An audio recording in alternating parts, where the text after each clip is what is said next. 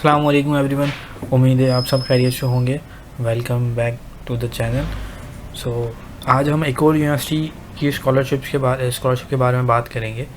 Scholarship तो नहीं है, बट आप एडमिशन अगर लेना चाहें, अगर आप चाहते हैं कि यूरोप में आपको एडमिशन मिल जाए और जो बेसिकली जो कॉस्ट हो, जो फ़ीस हो, वो रिजनेबल हो कि आप उसको पे कर सकें, क्योंकि अमूमन अगर आप यूरोप साइड पे अप्लाई करते हैं या यूरोप साइड में स्टडी के लिए जाना चाहते हैं तो वहाँ का एक्सपेंस बहुत ज़्यादा आता है, तो वो एक बड़ा मेजर इशू है।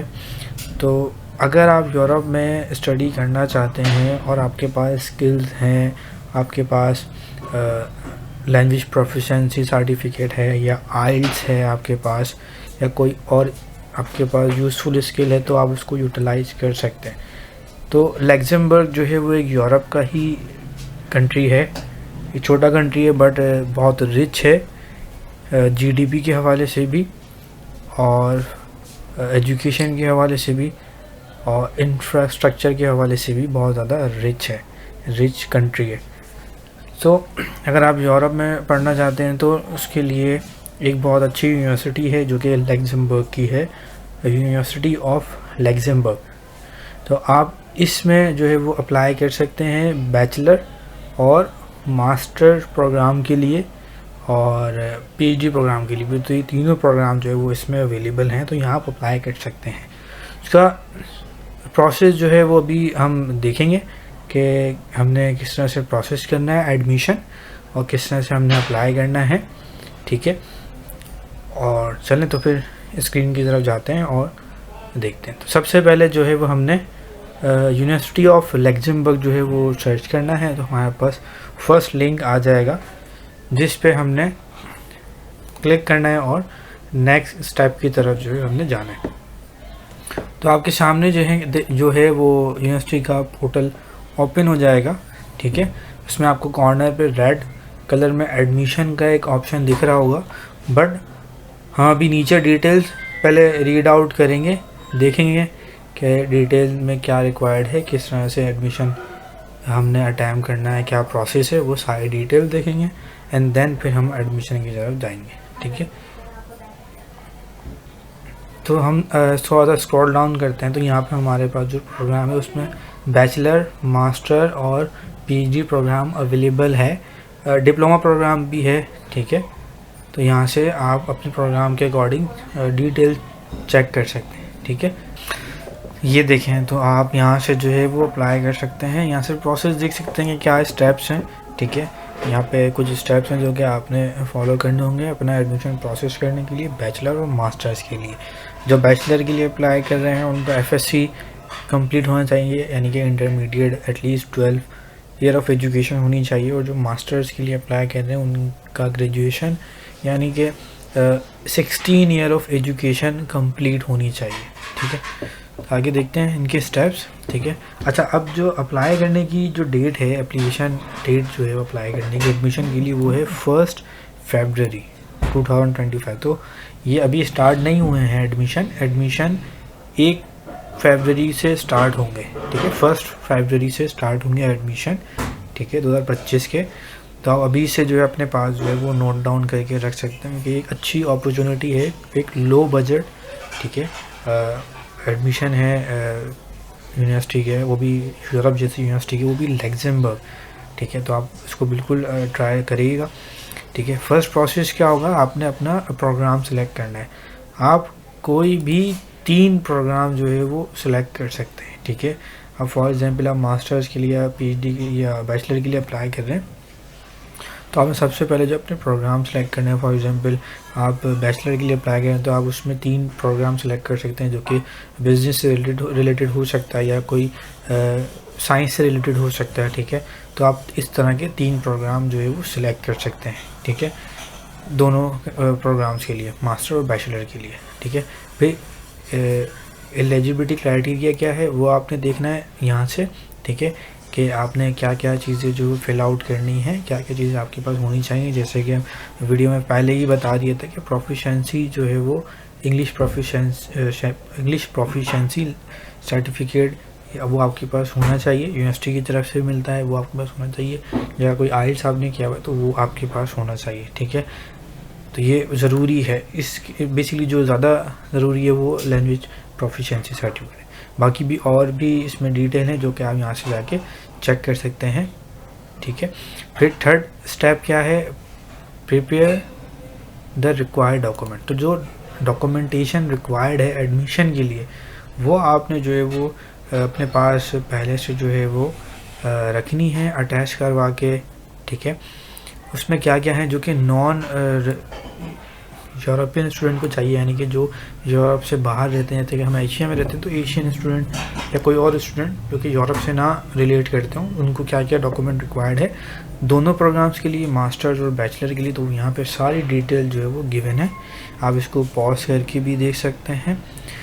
इसमें सबसे पहले जो है वो आपकी एक फ़ोटोग्राफ है, ठीक है। इसमें आपका जो है वो पासपोर्ट या आईडी कार्ड है, ठीक है। और हेल्थ इंश्योरेंस जो है वो कार्ड आपके पास होना चाहिए। अगर आप जो है वो नॉन यूरोपियन हैं तो आपको फ़ीस देनी होगी उसकी, ठीक है। अराइवल जब आप अराइव करेंगे लग्जमबर्ग में तो आपको फिर हेल्थ इंश्योरेंस अपना लेना पड़ेगा वहीं से, ठीक है। इसके अलावा आपके पास जो है वो अपना जो यूनिवर्सिटी का या जो आपका सेकेंडरी स्कूल था यानी कॉलेज था तो उसकी जो डिग्री है, ठीक है, वो आपके पास होनी चाहिए, ठीक है। इसके अलावा आपके प्रोफिशिएंसी सर्टिफिकेट आपके पास होना चाहिए, इंग्लिश का कोई डिप्लोमा वगैरह कोई और स्किल है वो आपके पास होना चाहिए। ट्रांसक्रिप्ट आपके पास होनी चाहिए और आपके पास जो है वो इसके अलावा मार्कशीट होनी चाहिए। ऑब्वियसली ये जो मेन चीज़ें हैं वो आपके पास जो रिक्वायर्ड है डॉक्यूमेंट वो आपके पास यहाँ होने चाहिए, तो आप अप्लाई कर सकते हैं, ठीक है, दोनों प्रोग्राम में से जो भी आप सिलेक्ट करते हैं। इसके अलावा आपके पास जो है वो एक मोटिवेशन लेटर होना चाहिए, ठीक है। जिस भी फील्ड के लिए आप अप्लाई कर रहे हैं आपके पास एक मोटिवेशन लेटर होना चाहिए, वो आपने लिखना है। एक जो है वो रेज्यूमे आपके पास होना चाहिए, यानी कि CV आपके पास होनी चाहिए, ठीक है। यूरोपियन स्टाइल में वो CV होनी चाहिए।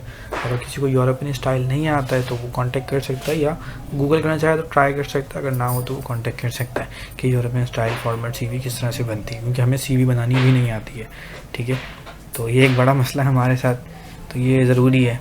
इसके अलावा आपका जो है वो आपके पास 2 रिकमेंडेशन लेटर होने चाहिए, यानी कि रेफरीज आपके पास होने चाहिए, जो कि आपको यूनिवर्सिटी से मिल जाएंगे, यूनिवर्सिटी के थ्रू टीचर आपको प्रोवाइड कर देंगे। और 2 रेफरेंस आप चाहो तो वो टीचर का ही रेफरेंस भी यूज़ कर सकते हो। तो ये डॉक्यूमेंट है जो कि एडिशनल है, जो आपके पास होने चाहिए।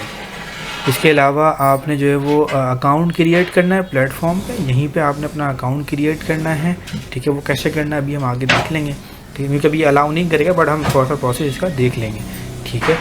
फिर फिफ्थ स्टेप जो है वो आपके पास ये है कि आपने अपनी जो है फ़ीस पे करनी है, ठीक है।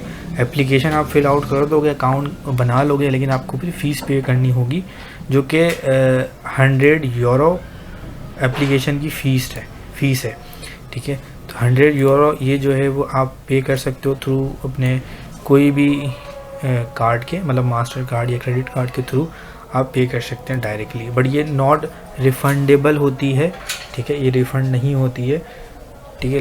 पहले ये फ़ीस 50 यूरो थी, बट अब ये बढ़ के 100 यूरो हो गई, क्योंकि लोग अब ज़्यादा अप्लाई कर रहे हैं, तो डिमांड ज़्यादा हो गई है, तो इसलिए कॉस्ट ज़्यादा हो गई है। तो क्योंकि लेकिन अच्छी यूनिवर्सिटी है तो और फीस फिर भी जो है वो एप्लीकेशन की बहुत ज़्यादा कम है, ठीक है। इसके अलावा लिखा हुआ है for successful applicants who enroll in a study program the application fee will be deducted from their first semester tuition fee.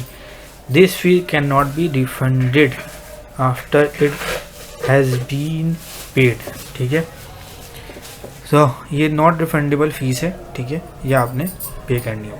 Fees जो है वो 1 टाइम है, ऐसा नहीं कि आपने बार बार पे करनी है, ये फ़ीस जो है वो 1 टाइम है। इसके अलावा फिर आपकी जो फर्स्ट सेमेस्टर फीस होगी वो आपने पे करनी होगी, जो कि अराउंड 200 यूरो है, ठीक है, क्योंकि रीज़नेबल अमाउंट है 200 यूरो, पाकिस्तानी अराउंड 60,000 बनते हैं, जो कि एक नॉर्मल अमाउंट है मास्टर्स प्रोग्राम के लिए। बैचलर की थोड़ी सी जो है वो फ़ीस इससे कम है। फिर आपने आपका 6th स्टेप है जिसमें आपने अपनी जो एप्लीकेशन है वो सबमिट करनी है। फ़ीस वगैरह पे करने के बाद आपके पास फिर एक कंफर्मेशन ईमेल आ जाएगी, ठीक है, जिससे आप जो है वो चेक कर सकते हैं और अपनी मतलब एज अ प्रूफ अपने पास जो है वो इसको रख सकते हैं। फिर लास्ट स्टेप है जो कि है आपकी एप्लीकेशन जो है वो प्रोसेस हो जाएगी, ठीक है, जब आपको ईमेल रिसीव हो जाएगी, ठीक है।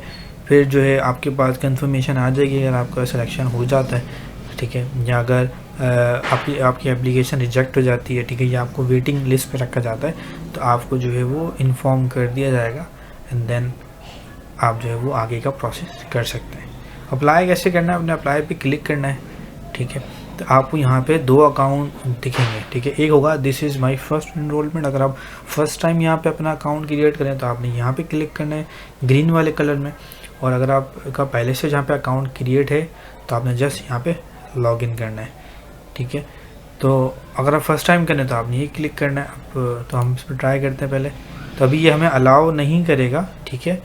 तो आप इस तरह से इंटरफेस देख सकते हैं कि आपको इस तरह से शो होगा, ठीक है। यहाँ से अपनी जो है वो कैटेगरी या जो भी जो है वो आप प्रोग्राम सेलेक्ट करना चाह रहे हैं वो यहाँ से सिलेक्ट कर सकते हैं। तो अगर हम नेक्स्ट इस पर क्लिक करते हैं जो ऑलरेडी क्रिएटेड है, मेरा ऑलरेडी क्रिएटेड था, तो ये देखें क्योंकि अभी एक्टिव नहीं है तो ये रीएक्टिव करना पड़ेगा, ठीक है, क्योंकि अभी जो है वो एडमिशन स्टार्ट नहीं हुआ है, ठीक है। तो सिंपल सा प्रोसेस है। तो फ़ीस बहुत कम है और लग्जमबर्ग जैसी कंट्री जो कि बहुत रिच है और जॉब अपॉर्चुनिटीज़ वहाँ बहुत ज़्यादा हैं, तो आप ट्राई कर सकते हो। अगर आपको वहाँ एडमिशन मिल जाता है तो बहुत अच्छा है। तो उम्मीद करता हूँ कि यह वीडियो आपके लिए इन्फॉर्मेटिव रही होगी, चीज़ें समझ में आई होंगी। कोई प्रॉब्लम हो, किसी चीज़ में मुश्किल हो तो आप कांटेक्ट कर सकते हैं, आप कमेंट सेक्शन में कमेंट कर सकते हैं, या आप इंस्टाग्राम पे मैसेज कर सकते हैं। तब तक के लिए अल्लाह हाफ़िज़।